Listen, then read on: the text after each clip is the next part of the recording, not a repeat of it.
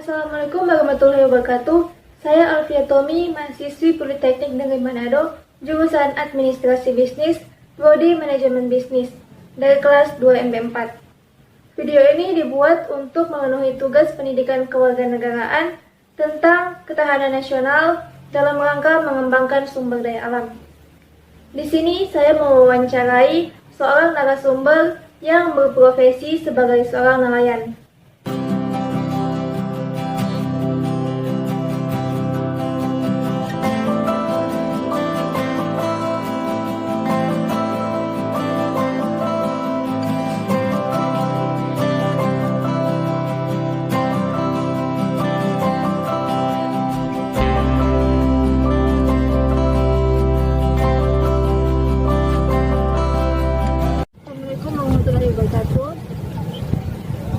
Saya mahasiswa Politeknik Negeri Manado atas nama Alfia Tommy dari jurusan Administrasi Bisnis, Manajemen Bisnis.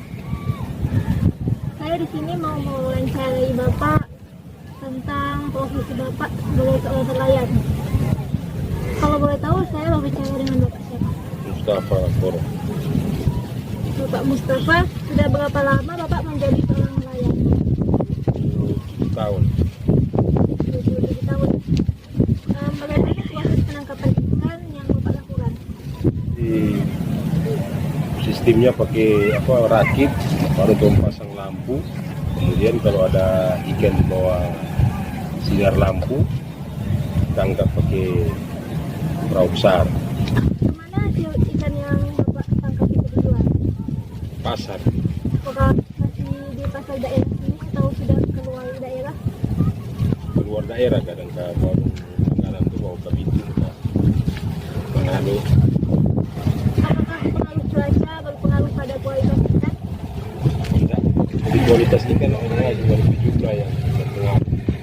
Ikan apa yang paling disukai masyarakat? Mengenai lugis dan beo, tentu deh. Kira-kira berapa banyak keuntungan yang Bapak dapat dalam sekali penjualan? Tergantung dari pasar yang dorong mau bawa. Kadang ya kalau satu loyang itu baru bisa 400 atau 500 ribu, berarti kalau dapat 3 loyang 400 berarti ada 1.200.000, potong ongkos 100 berarti 1.100.000. Kapan Bapak ke darat dan kapan Bapak ke laut? Kalau berangkat sore jam-jam kadang setengah 5, jam 5, di pulang pagi jam 6. Minat semalam juga. Iya, dirakit sama pasang sesuatu yang pagi. Apa tantangan yang Bapak hadapi selama Bapak menjadi seorang nelayan, baik saat pencarian atau penangkapan ikan maupun saat penjualan ikan? Jadi kalau saat penangkapan itu kadang-kadang itu tantangan di saat orang obat lepas jaring di arus laut itu yang kadang berubah. Baru kemudian di saat obat tanah terjadi hujan disertai petir, angin. Nah, itu tantangan paling berat ya itu loh. Kalau di pasar ya kadang-kadang ikan diharap cowok yang harus bayar 400, kadang cuma bayar 300, 200, bergantung di pasar kalau harga pasaran. Kalau cuaca buruk ikan jadi mahal. Kalau cuaca buruk kadang ikan jadi mahal karena kurang nelayan yang ke laut. Apa solusi yang Bapak ambil saat terjadi tantangan tersebut untuk menghadapi tantangan tersebut? Kalau dia masih angin-angin biasa, kadang orang bisa solusinya ya orang keluar dari menghindar dari ke darat. Tapi kalau memang tiba-tiba dia angin langsung disertai hujan petir dan gelombang langsung naik, melihat lebih jarak dan bukan orang bisa lari, cuma lari, harus dia gerak. Minat sampai badai selesai. Badai selesai.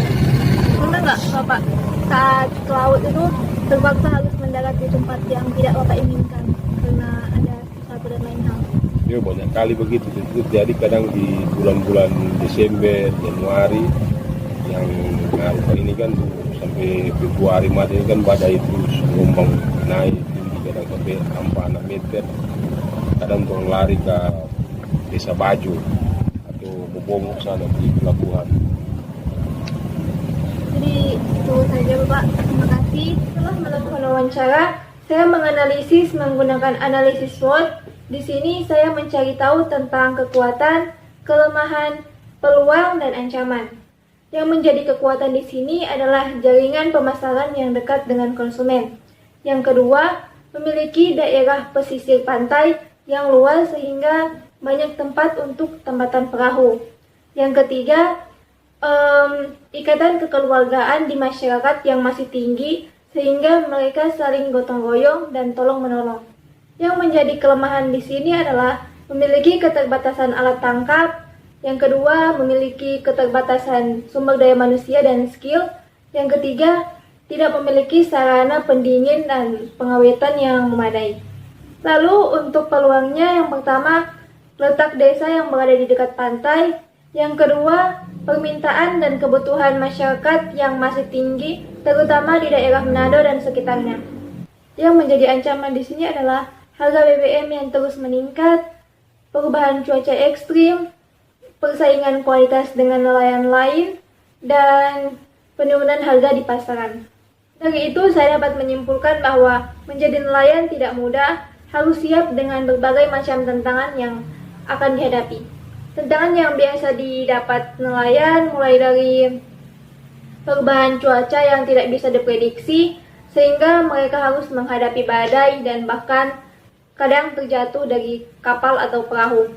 Solusi yang mereka ambil saat terjadi badai yaitu mereka mencari tempat yang aman untuk ke darat, dan kadangkala jika tidak bisa ke darat sama sekali, mereka akan menetap di laut hingga badai berlalu. Keuntungan penjualan nelayan tidak menentu, bergantung pada harga ikan di pasar. Kadang harga naik dan kadang harga turun. Jika cuaca buruk, biasanya harga naik karena hanya sedikit nelayan yang ke laut. Profesi nelayan memberikan penghasilan bagi masyarakat, terutama mereka yang hidup di dekat perairan.